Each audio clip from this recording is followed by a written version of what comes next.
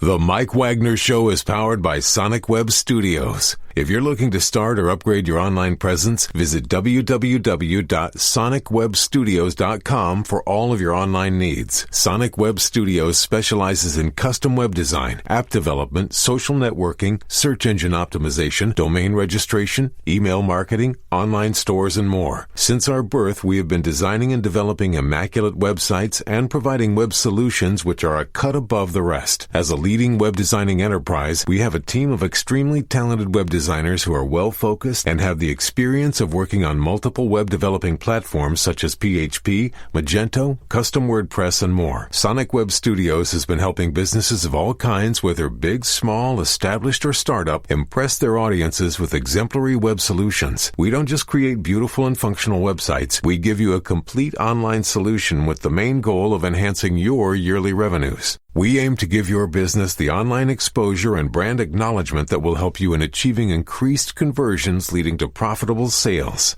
Call 1-800-303-3960 or visit us online at www.sonicwebstudios.com to get started today. Mention The Mike Wagner Show and get 20% off your project. Sonic Web Studios. Take your image to the next level. Hi, this is Mia Mosinzia, also known as Mia No Time for Love. Check out my latest book, Missing, Extraordinary Relation of Ordinary People, based upon a real-life relationship, available in print and ebook formats on Amazon.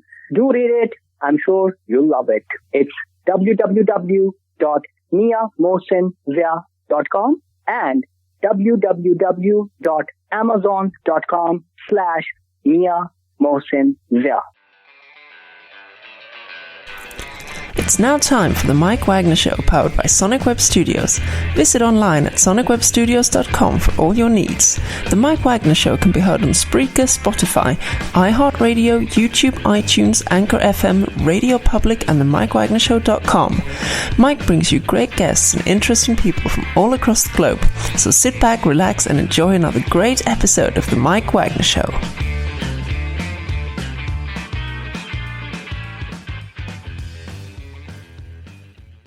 Hey everybody, it's Mike from The Mike Wagner Show, powered by Sonic Web Studios. Visit online at sonicwebstudios.com for all your needs. Looking at a professional website without breaking your budget? Sonic Web Studios is the answer. Sonic Web Studios offers fast, affordable custom web designs that blow the competition away. Call today, 1-800-303-3960. That's 1-800-303-3960. Or email to support@sonicwebstudios.com. Mention The Mike Wagner Show. Get 20% off your first project. Sonic Web Studios. Take your image to the next level. Also, check out the latest novel by well-known award-winning author Mia Mosinzia of No Time for Love, called Missing, an extraordinary relationship between two ordinary people based on real-life events that go through 4 countries, 2 strangers, and 1 target, where truth is an illusion and the ones you love be the first to go missing. Check out the book on Amazon, other retailers, available on all formats today. Also, The Mike Wagner Show can be heard on themikewagnershow.com and over 30 podcast platforms, including Facebook, SoundCloud, Spreaker, Spotify, and iHeartRadio. Also on Anchor FM, iTunes, Google Play, Apple, Amazon, Audible. Coming soon to Podbean, Buzzsprout, Pandora, and TuneIn. Heard worldwide on Geo7, Radio Public, Himalaya, and more. Take The Mike Wagner Show with you on any mobile device. Subscribe to The Mike Wagner Show on the YouTube channel, and follow The Mike Wagner Show on Instagram and Twitter today. We're here with a wonderful author who's from St. Genevieve City, Missouri, and he's the 5th of 10 children. He served in the U.S. Army back in the 60s and joined the Lincoln, Illinois Police Force, and he's been appointed Chief of Police in Mason City, Illinois, and later runs Brewsterinvestigations. He's got a book out now called The Road to Floradixie, and he's also wrote The Hung Jury, A Long Winter's Night, and The Great American Novel, and he's a terrific novelist, courtesy of Beacon Publishing. And live, ladies and gentlemen, Fun Plus Studio, somewhere in beautiful land of Lincoln, the very, very talented author, Tom Brewster. Tom, good morning, good afternoon, good evening. Thanks for joining us today. Hi, Mike. Hello. Yes, it's great to have you on, and you've got an impressive resume. So you grew up in St. Genevieve City, Missouri. Back in the 40s or so, you're the 5th of 10 children. You served in the U.S. Army in the 60s. You joined the Lincoln, Illinois Police Force, and you've been appointed Chief of Police in Mason City, Illinois, and later run Brewster Investigations. You also got a book out called The Road to Floradixie, which is available on Amazon and Beacon Publishing. also The Hung Jury, A Long Winter's Night, The Great American Novel, and you just have an amazing story. And before getting to all that, tell us how you first got started, Tom. Well, I was at State's Attorney's Office. I was a investigator there. I'd been a police officer for several years, and I had been involved in an arrest where I arrested a young college student, and he ended up murdering several of the witnesses, and he was stalking me. And it made an impression on me, and I always thought that I'd like to write a book about it. And when I went to work at the State's Attorney's Office, I spent some of my time writing that book. And when I got finished with it, I sent it out to different publishers, tried to get it published.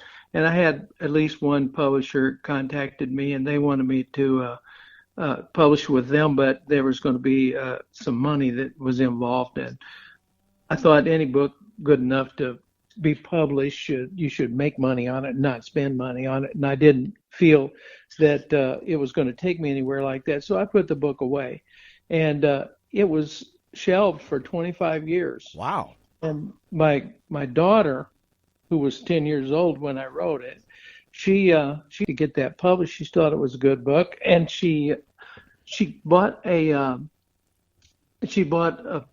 package with iUniverse, which is a self-publishing company. And so she came back to me and she said, I'd like for you to sign this because you have to okay it because you're the author. We can't get it published. She said, and I wanted to do this and surprise you for your birthday. Wow. And I read the book over again. I thought, no, it's too outdated. I don't want to get, I don't want to do it because it's just not there. But I told her, I said, I'll write you another book instead, and then you can use that package for that. So I wrote this book called The Great American Novel because, it about a guy that dreamed about writing the Great American Novel and the problems that he went through to get that. And the book was really well received, so it sort of put me into the, thinking that I actually could write well enough to be published. So I wrote another book, and it was published. And then I wrote a third book, and it was published. And then I decided, well, I really do need to try to get a better publishing company. And that's when I came to Beacon Publishing Group, who are really great. And I wrote the Road to Floradixie, and they accepted it and published it. And it came out on actually on 9/11. Oh, my goodness. Wow. But that was coincidental. Coincidentally, the book is about. It starts regarding the 9/11 attack on the World Trade Center, and so it was timed just right. But the date of publishing really didn't have anything to do with. We didn't coordinate that. It just worked out that way. Mm-hmm. And it sounds it just kind of worked out that way as well, too. And what was that one precise moment that influenced you into writing?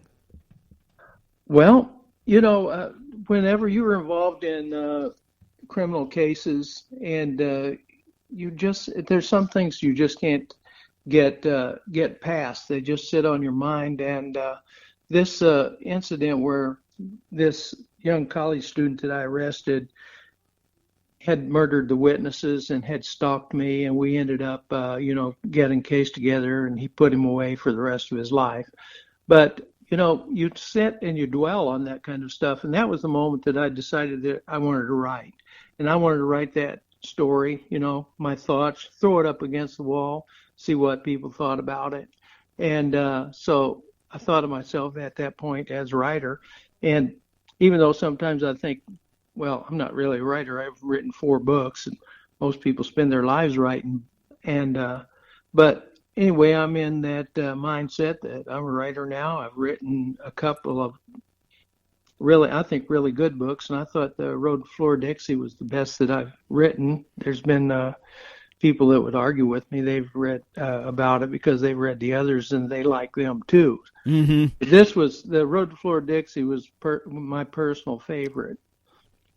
And that too, the way that the World Trade Center and the way it affected the whole country and the way it affected me and the way that I thought about it. And I wrote this book with that in mind, and I integrated all these characters and all these feelings that I would have had, and the sort of the mindset that I have about terrorism, and I included that in the book as I wrote it and finished it, and I thought that it pretty well explained my thoughts on it.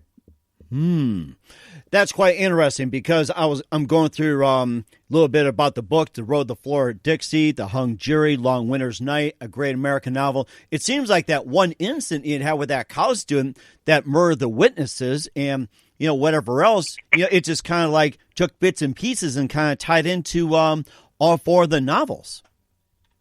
Yeah, that's always things like that are always on my mind.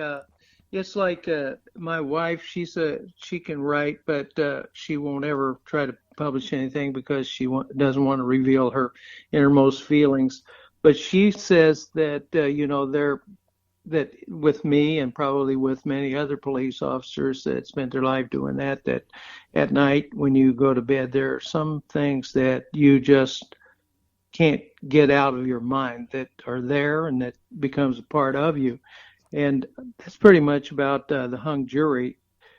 Everything in that book was really, touched the surface with me and got a little deeper than that. And it stayed with me all these years. And it does affect my writing. And even with the Road to Floradixie, there are some characters in there that I based on the police officers that I knew over the years that I kind of threw that in there. And it's easy to write about when you write about things and I know about the police and I know what policemen do and how they feel and their their emotions about doing the job. So I incorporate that in my writing.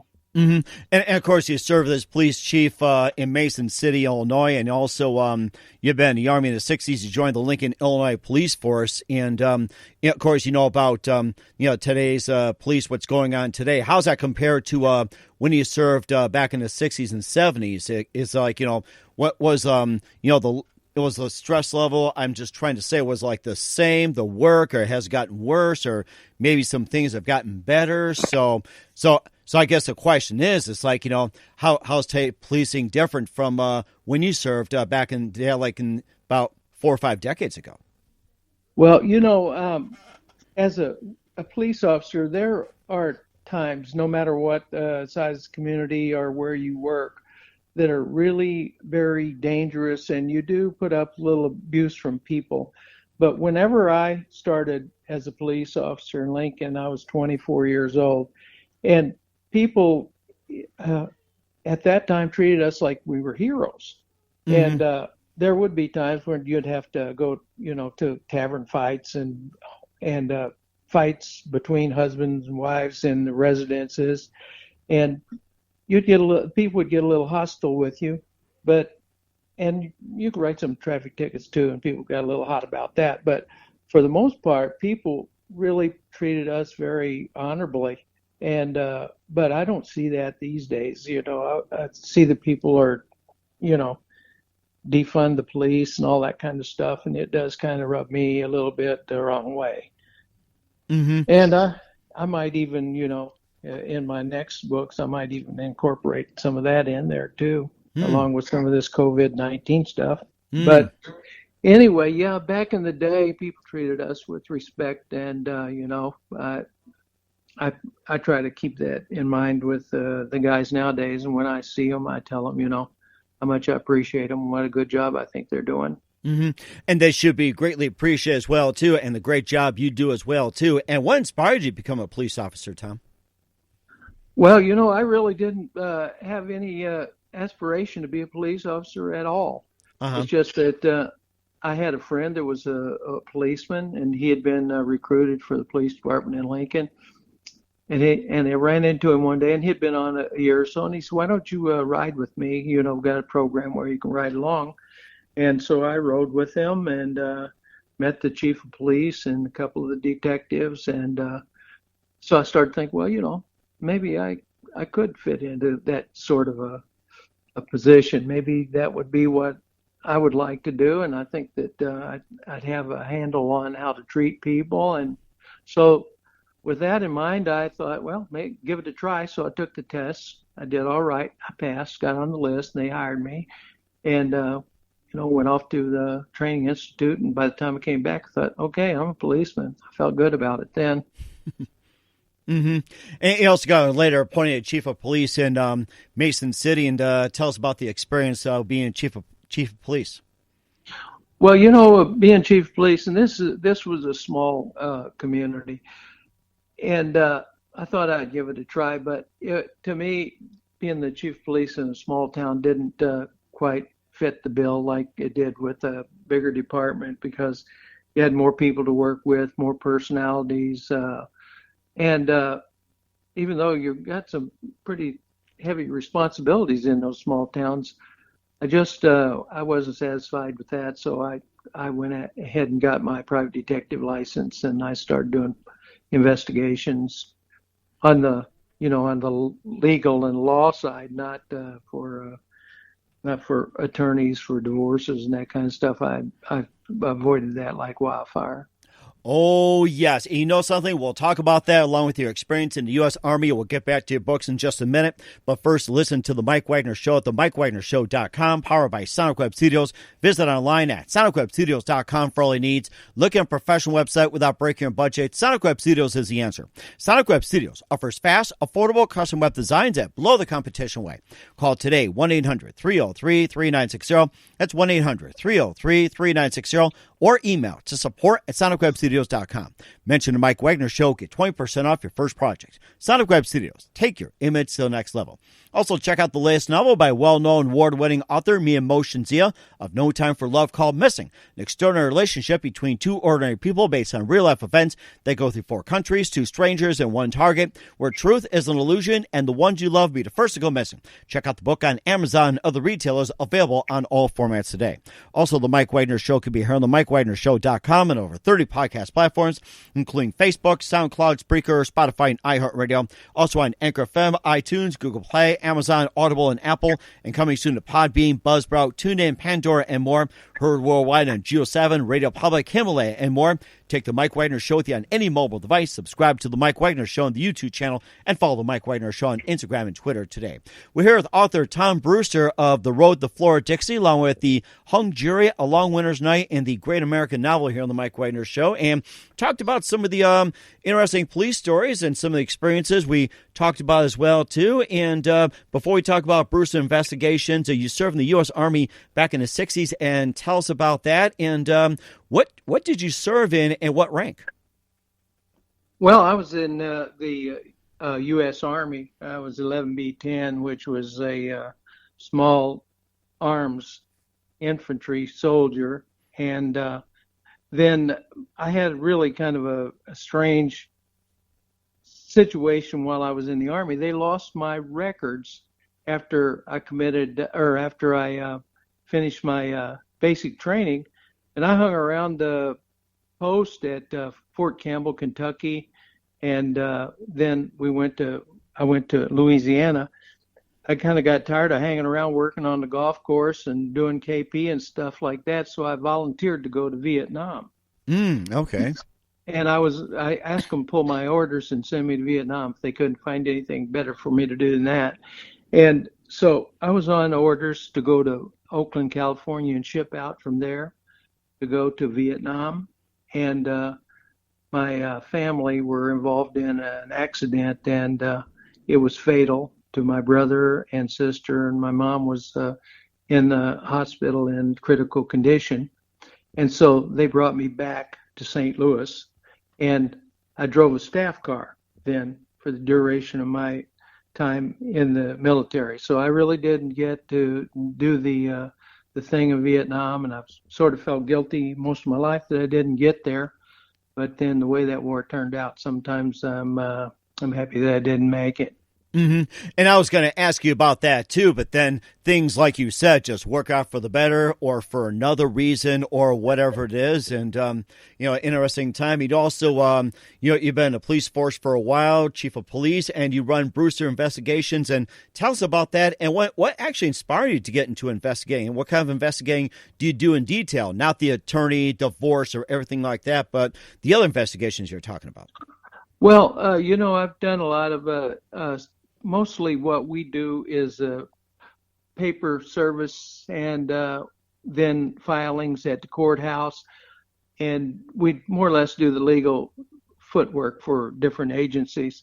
But I've done a few pretty heavy hitting investigations too.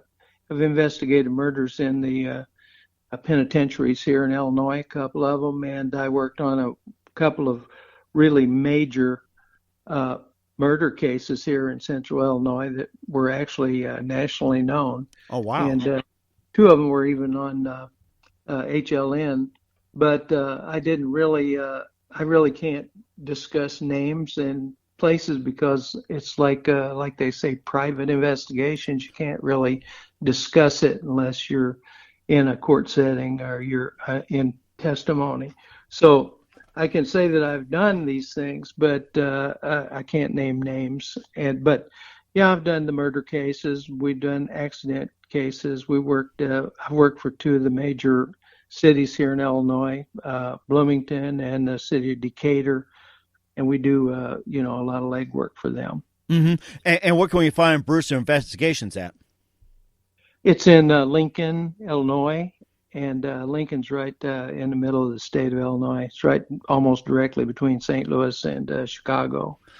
And we got Decatur, Springfield, and Peoria, and Bloomington and Normal. That's we're sort of right in the hub of all that.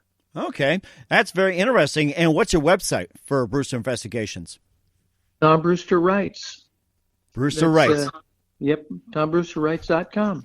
That is amazing. And we'll talk about your books, including The Hung Jury, Long Winter's Night, The Great American Novel, and also The Road to Floradixie and more. But first, listen to The Mike Wagner Show at themikewagnershow.com. Powered by Sonic Web Studios. Visit online at sonicwebstudios.com for all your needs. Look on a professional website without breaking your budget. Sonic Web Studios is the answer.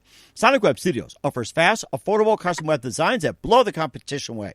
Call today, 1-800-303-3960. That's 1-800-303-3960. Or email to support@sonicwebstudios.com. Mention the Mike Wagner Show. Get 20% off your first project. Sonic Web Studios. Take your image to the next level. Also, check out the latest novel by well-known award-winning author masoncity of No Time for Love called Missing, an extraordinary relationship between two ordinary people based on real-life events that go through 4 countries, 2 strangers, and 1 target, where truth is an illusion and the ones you love be the first to go missing. Check out the book on Amazon and other retailers, available on all formats today.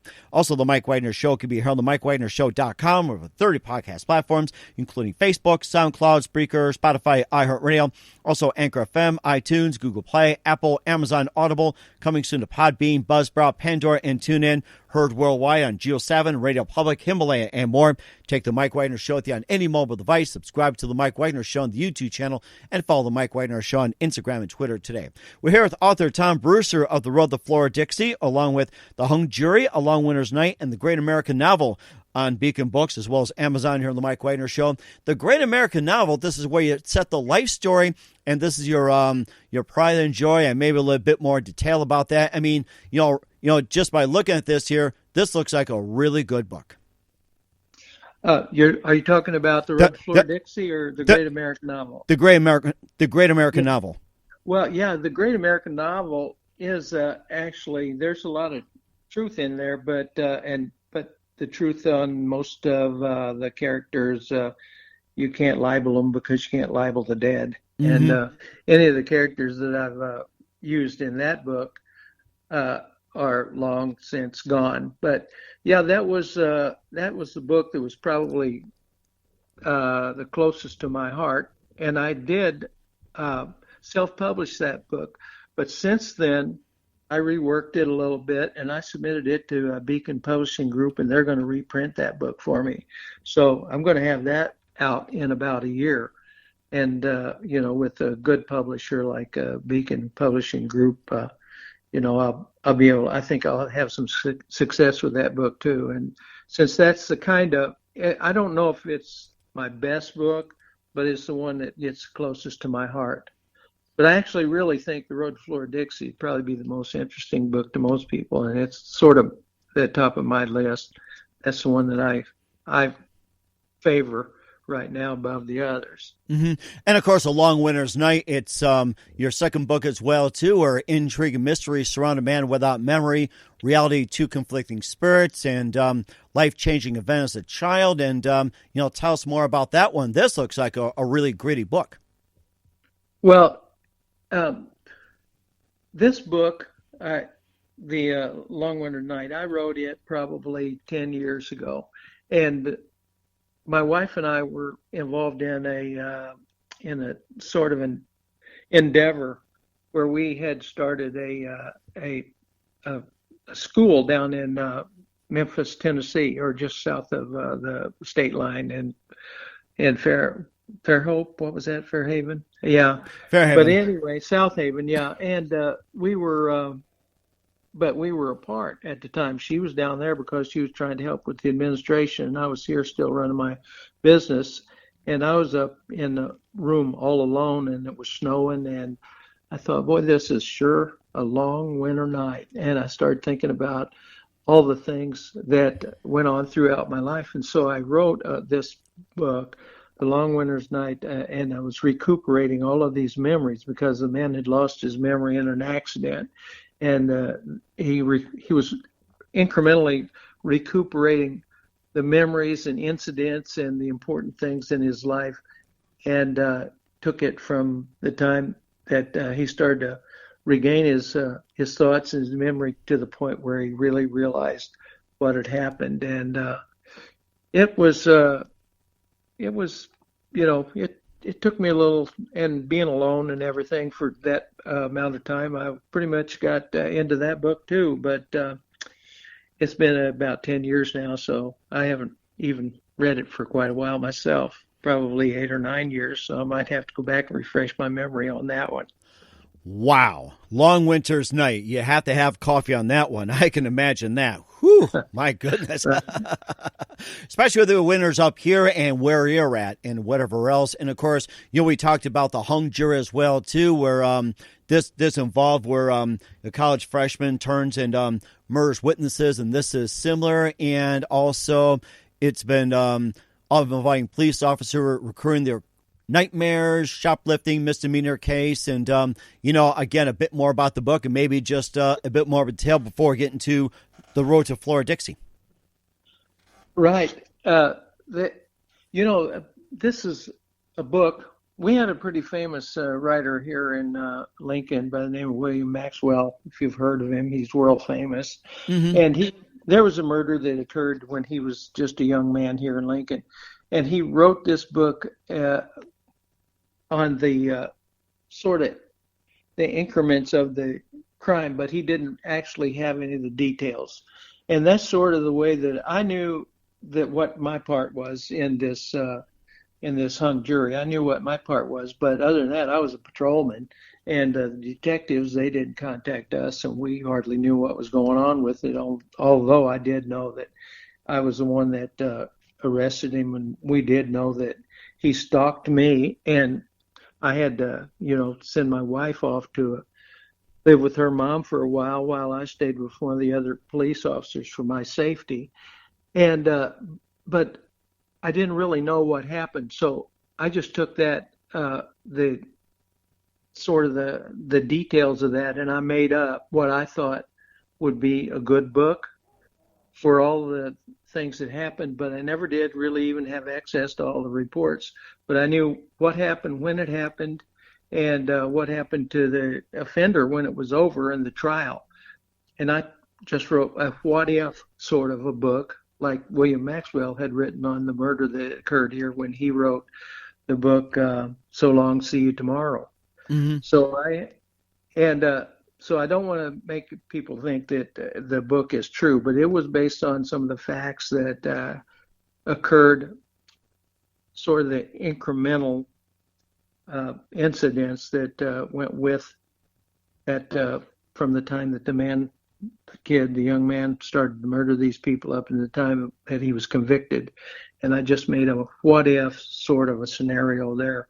And I wrote the book based on that. Mm-hmm. What you talk about the what if scenarios in the book. What is an example of a what if scenario in the book?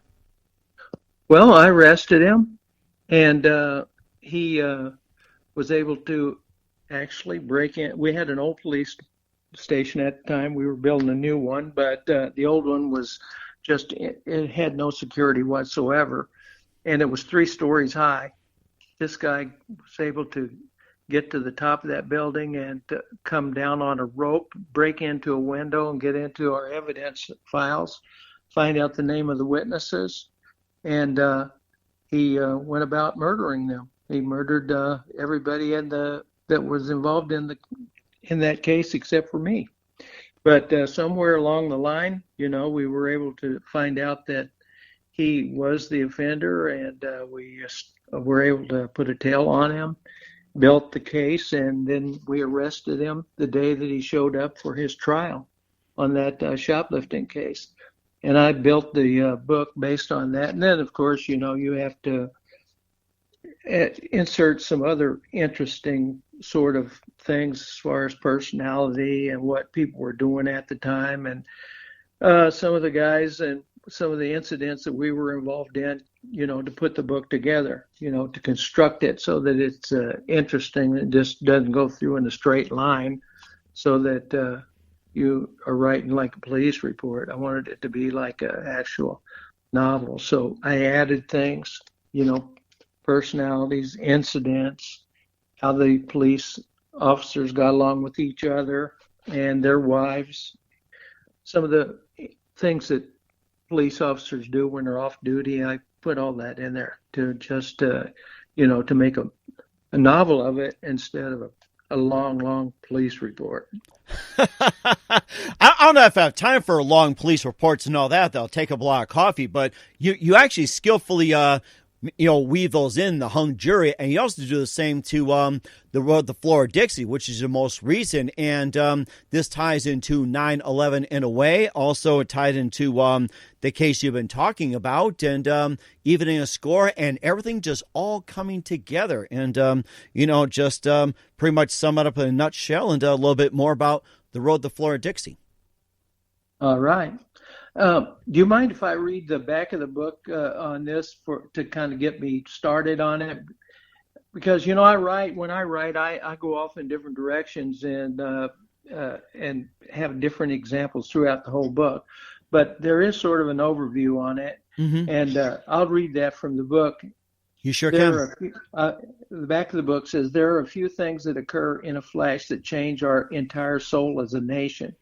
One of those was 9/11 attack on the World Trade Center. In a surreal moment, even the least concerned about world affairs became totally irreversibly involved. Terrorism was instantly front and center to everyone around the globe. To some, it was more personal. Many of whom lost loved ones in the inferno at Ground Zero could not rid themselves of the need to even the score. And so then, the road to Floradixie is traveled by a magnificent man of superior intellect and strength, one who became part of a secret organization born out of the many survivors and relatives to always remember to fight terrorism in the shadows. And then along come 2 old unsuspecting retired cops who wander into this secret war, completely out of their element, ill-equipped for little more than a fishing trip. They embark on a path that ultimately destroys a sinister plot to kill every tourist on Hollywood Beach, Florida. The battle culminates at the Floradixie truck stop, the bloodshed second only to the loss of life in 9/11. And so that pretty much gives you a scenario of where it starts and where it ends. But throughout the whole book, I have these different stories that affect the characters that are in it. And it is a road to Floradixie, not just a battle at Floradixie. I start with these 2 guys, actually the 3 guys. The One of the main characters is a ex-college football player that was on the fast track to the NFL, and he blew out his knee, and he ended up getting back to civilian life, and he married his childhood sweetheart. They had 2 daughters, and the wife and the daughters went to see the World Trade Center on 9/11, the day that it came down. And so he was just immersed in hatred. And so right from the very beginning of the book, this character, Anderson Claypool, he's a stone cold killer, and he's killing for revenge. And he's involved in several skirmishes and several incidents where he's able to stop terrorism.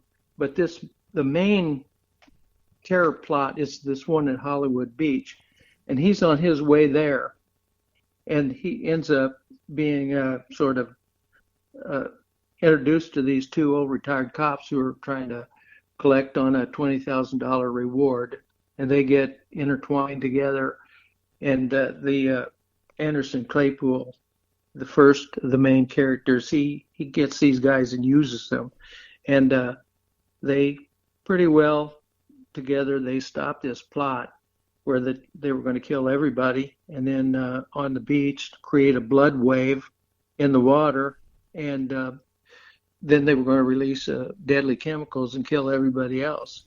And the three of these guys, they stopped the whole thing by their ingenuity and their ability to work together to get things done. Wow, that is one heck of a story. And I've been trying to follow this all along, where a guy, if I get this right, that his wife and two daughters go on a touring extravaganza to the World Trade Center, and then it fell, and then he just gets involved in guilt and hatred, and then he tries to find ways how to stop it, and then encounters the 2 police officers who are trying to coup on a reward, and then they end up stumbling on a plot that just wipe out a good portion of Hollywood Beach. That's an amazing story. Right, and they're able to accomplish it and then get back to their old ways. I try to have a good ending on everything that I write. Wow, that is something. Makes me want to buy the book. And where can we find the Road to Floradixie at? Well, it's going to be in a few stores, but usually in the publishing business today, most everything goes online, and especially with COVID-19, people want to stay in. But you can get it on Amazon and Barnes and Noble, any of the major book sites online, and you can get it within a day or 2. Okay. You can even get it at Walmart and which one with the red bullseye? Oh, Target. Yeah, Target. You can get it there. You can get it almost anywhere. But the best place to get it is just go online. And of course, Beacon Publishing Group, they have it, for sale. You can get it strictly through them. Okay. Well, that sounds very good. We're here with author Tom Brewster of The Road to Floradixie and more here on The Mike Wagner Show. Tom, a very big thank you for your time. You've been absolutely amazing. Looking forward to having you again soon. And just a few more moments here. And what can we expect from you in 2021 and beyond, Tom? Well, Beacon Publishing has got 2 books of mine right now. We're on contract, and they'll be coming out within a year. And my contact person, my publisher, he tells me don't try to do any releases ahead of time, because Beacon Publishing is better at that than I am. But I got a couple more books that are already done, and they're already out there to be published within a year. That is amazing. And who do you consider biggest influence in your career, Tom? Oh, my wife, of course. And that's You think I'm crazy? Well, you can throw in some other people too. I mean, it's okay. You can rattle off several other people if you like. You're not limited to just one, Tom. You can rattle off as many as you like. Yeah. Even a king scroll if you have to. You got time. Well, I will tell you though, the biggest influence on me to write was my boss when I was the investigator for the state's attorney's office, Roger Thompson. He just wouldn't accept anything except for the best out of everybody. And when you wrote him a report, it really had to be good. So when I worked for him, I thought I've just got to write better. And so I've polished my report writing, and from doing good report, people told me, man, you ought to write a book. And so I think Roger really influenced me to write the best that I could, and he influenced me in that way.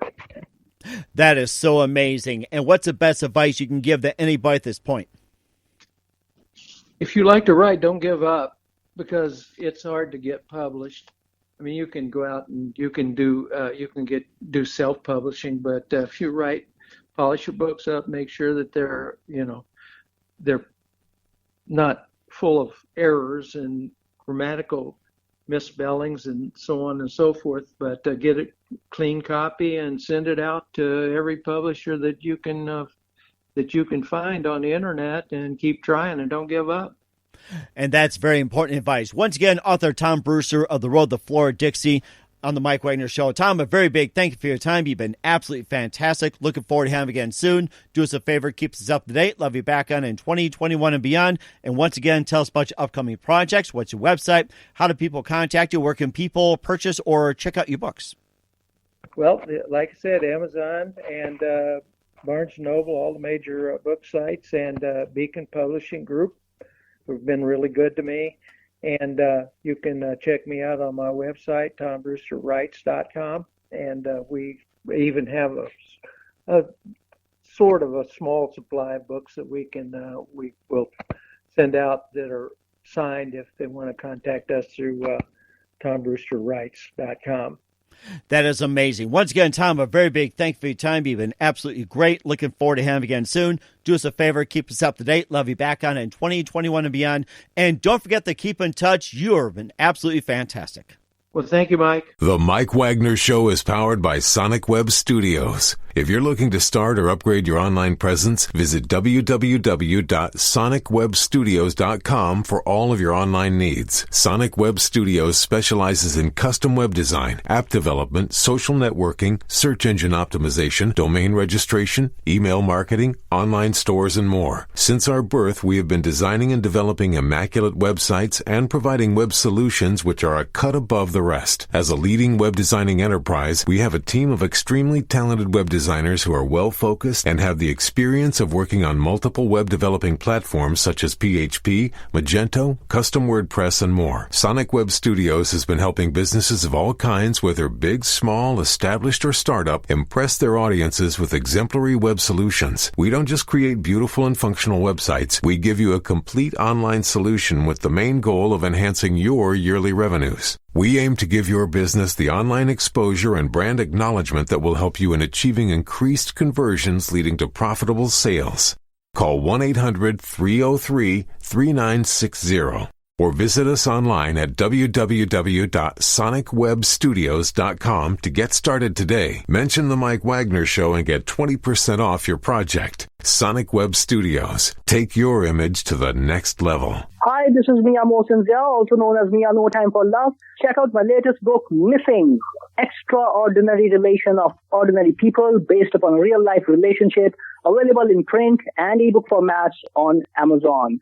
Do read it. I'm sure you'll love it. It's www.miamosinzia.com and www.amazon.com/miamosinzia. Thanks for listening to The Mike Wagner Show, powered by Sonic Web Studios. Visit online at sonicwebstudios.com for all your needs. The Mike Wagner Show can be heard on Spreaker, Spotify, iHeartRadio, iTunes, YouTube, Anchor FM, Radio Public, and themikewagnershow.com. Please support our program with your donations at themikewagnershow.com. Join us again next time for another great episode of The Mike Wagner Show.